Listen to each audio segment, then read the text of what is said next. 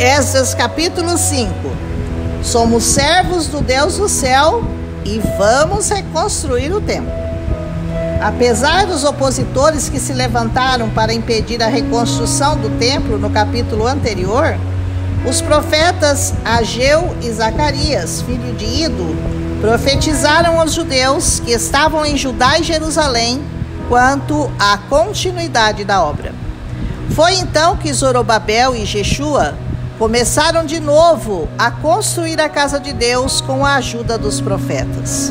E vieram até eles Tatenai, governador do outro lado do rio, e Setar-Bezenai, para confrontá-los e dizer-lhes e perguntar-lhes quem tinha ordenado que voltassem a construir a casa do Senhor e a muralha, e queriam saber os nomes dos homens que estavam ajudando a reconstrução. Porém, diz essa palavra linda, Deus estava protegendo os líderes israelitas e por isso os oficiais persas resolveram não fazer nada, enquanto não levassem o assunto ao rei Dario e não tivessem uma resposta.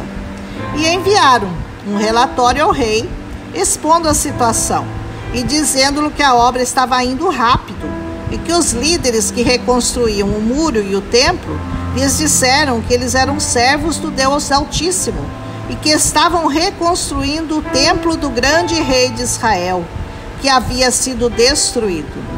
Também disseram que estavam tendo que fazer aquilo porque os seus antepassados deixaram o Deus do céu irado e que por isso eles foram dominados por Nabucodonosor, rei da Babilônia, mas que no primeiro ano do rei Ciro, quando este foi o rei da Babilônia, ele mesmo havia devolvido as vasilhas de ouro e de prata a um homem chamado Sesbazar, que ele havia nomeado governador de Judá.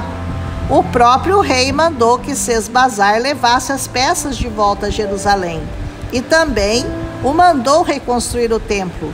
E até agora eles estavam fazendo isso, mas ainda não haviam terminado. Portanto, pedem ao rei que olhasse os arquivos reais da Babilônia e este confirmasse tudo o que eles estavam dizendo e que depois os informassem sobre o que fazer sobre o assunto. O que chamou minha atenção neste capítulo foi o reconhecimento de Israel de que eles só estavam passando por tudo aquilo e que o templo fora destruído e eles levados cativos por causa do erro de seus antepassados. Eles sabiam que nada disso teria ocorrido se tivessem sido obedientes e se tivessem feito o que Deus lhes pedira para fazer, e que não adorassem deuses de bronze, de ferro, de ouro, de pau ou de pedra.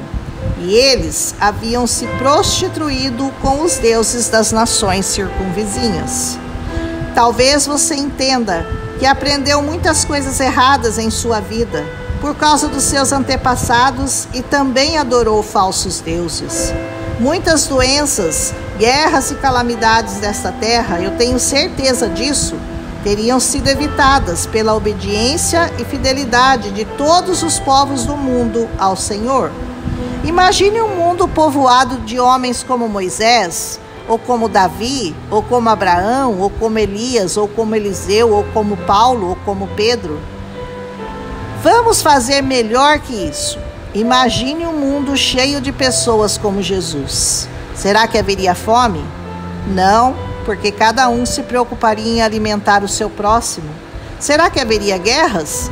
Não, porque cada um seria um pequeno irradiador do príncipe da paz. Será que haveria drogas, sexo ilícito, prostituição, ganância, inveja, homicídios, traição, depressão, suicídio, estupros? Com certeza que não, porque cada um faria ao seu próximo exatamente o que gostaria que fizessem com ele. E o que cada um de nós deseja é ser amado, ser respeitado, ser alimentado. Bom, mas esse é um mundo ilusório. É um mundo que só pode existir se o pecado for totalmente extirpado de todos os corações. E isso vai acontecer um dia. Verdade, isso seria mesmo uma utopia. Mas, se cada um em 10 ou em 1000 começasse a agir como Jesus, a pensar como Ele, a amar como Ele e a retribuir o próximo como Ele, o mundo já daria uma boa melhorada. Então, que tal ser um desses? E que esse começasse por você, começasse por mim, começasse por cada um de nós. Não espere a melhora do outro, a conversão do outro. Não se justifique dizendo que você é assim porque os seus pais foram assim e te ensinaram a fazer assim. Liberte-se do cativeiro babilônico, liberte-se deste mundo de injustiça. Peça sua carta de alforria ao rei, Jesus, e reconstrua o templo que está destruído dentro de você e comece a reconstruí-lo. E cadê o dinheiro? E os materiais que eu vou precisar?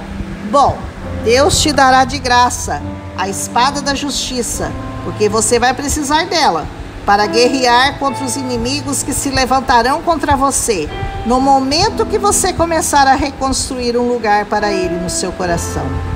Deus te dá a sabedoria em abundância para saber confeccionar cada peça do seu altar de justiça.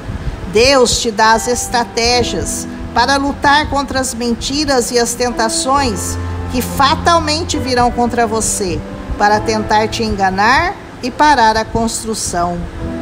Deus te dá o amor para poder olhar com os olhos dele para os seus inimigos, e você então entenderá que eles já não serão mais os da carne, mas os seus inimigos passarão a ser principados e potestades. Sua luta vai ser contra outros inimigos. Você vai aprender a amar os que são usados pelos príncipes das trevas e vai aprender a guerrear com os inimigos reais de Deus, que são esses principados, essas potestades no reino espiritual. Deus te dá uma pá, que é a pá da oração. Deus te dá uma picareta, que é a picareta do jejum. Deus te dá a espátula da leitura desta palavra. Deus te fornece todo o equipamento necessário por meio da fé, que é um dom que vem só dele para você. O erro talvez não tenha sido só seu, mas de seus antepassados que te ensinaram a reverenciar o pau, a pedra. Mas você não precisa continuar pagando essa conta. Lance-a sobre Jesus, que já pagou o preço pelos nossos pecados e pelos deles, e comece a reconstruir seu patrimônio que foi roubado, junto ao Pai.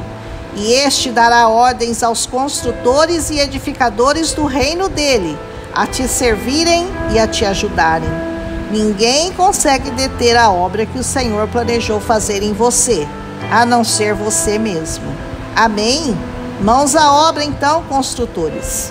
Um abraço, em nome de Jesus, o grande planejador e edificador de todo o universo. Até amanhã.